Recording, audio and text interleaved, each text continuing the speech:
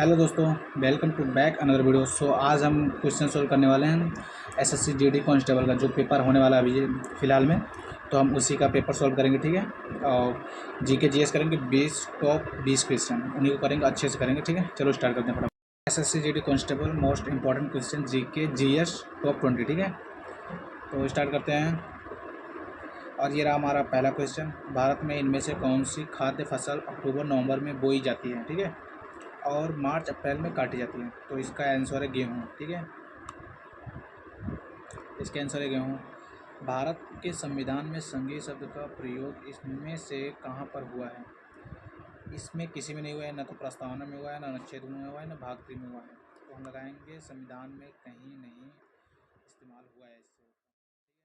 Question number 3, श्वेत क्रांति इनमें से किससे संबंधित है? पशुपालन से, मत्स्य से, कृषि से एवं दुग्ध उत्पादन से, ठीक है।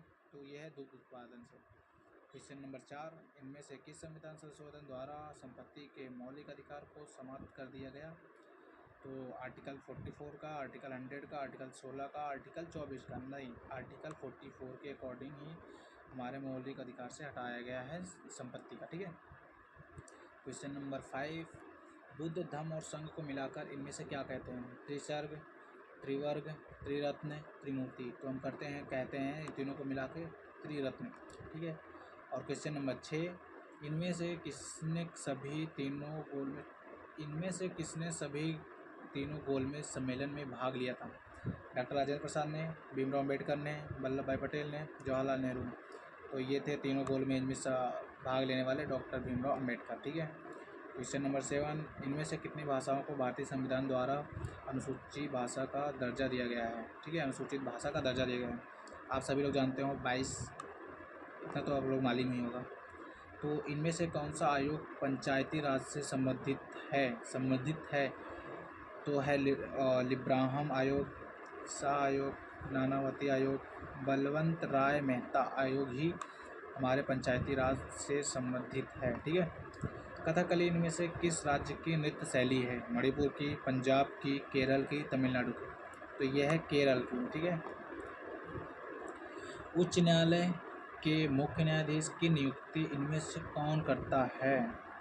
तो हमारे राज्य का मुख्यमंत्री करता है, सर्वोच्च न्यायालय का न्यायाधीश, राज्य का राज्यपाल तो करते हैं हमारे राष्ट्रपति न्यायाधीश की नियुक्ति, ठीक है, उच्च न्यायालय को।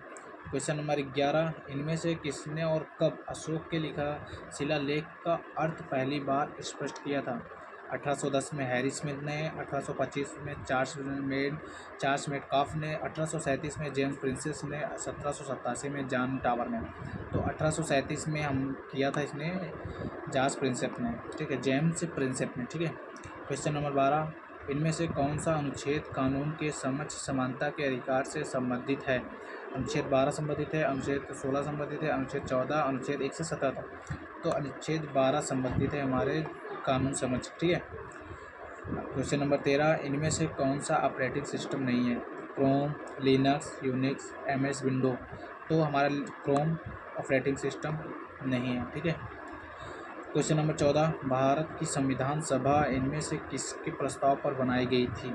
अगस्त प्रस्ताव के अकॉर्डिंग बनाई गई थी, कैबिनेट मिशन के अकॉर्डिंग, वेवेल प्लान के अकॉर्डिंग, क्रिप्स मिशन के अकॉर्डिंग? तो हमारा बनाया गया था कैबिनेट मिशन के अकॉर्डिंग भारत का संविधान, ठीक है। क्वेश्चन नंबर 15, भारतीय संविधान के अनुसार इनमें से कौन सा मूल अधिकार नहीं है? जीवन का अधिकार मूल अधिकार नहीं है, सूचना का और अधिकार, भाषण का अधिकार, शिक्षा का अधिकार? तो हमारा इसमें सब है, लेकिन सूचना का अधिकार हमारे मूल अधिकार में नहीं है, ठीक है। क्वेश्चन नंबर 16, मगध का कौन सा सम्राट अपरो परशुराम के नाम से जाना जाता था? ठीक है, बिंदुसार, महापद्मनंद, कालाशोक, अजातशत्रु?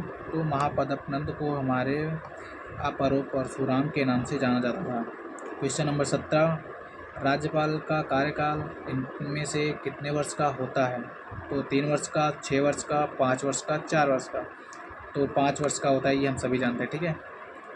अजातशत्रु के वंश का नाम इनमें से क्या था? ठीक है, अजातशत्रु के पुत्र का क्या नाम था? नंद वंश, गुप्त वंश, मौर्य वंश, हर्यवंश? तो उसका अजातशत्रु पुत्र का नाम था हर्यकवंश। ठीक है। क्वेश्चन नंबर 19, सन 1971 में भारत और पाकिस्तान के बीच हुए युद्ध के दौरान भारत के रक्षा मंत्री कौन थे? तो इसका जवाब आप लोगों को देना है। ठीक है, इसको छोड़ें हम।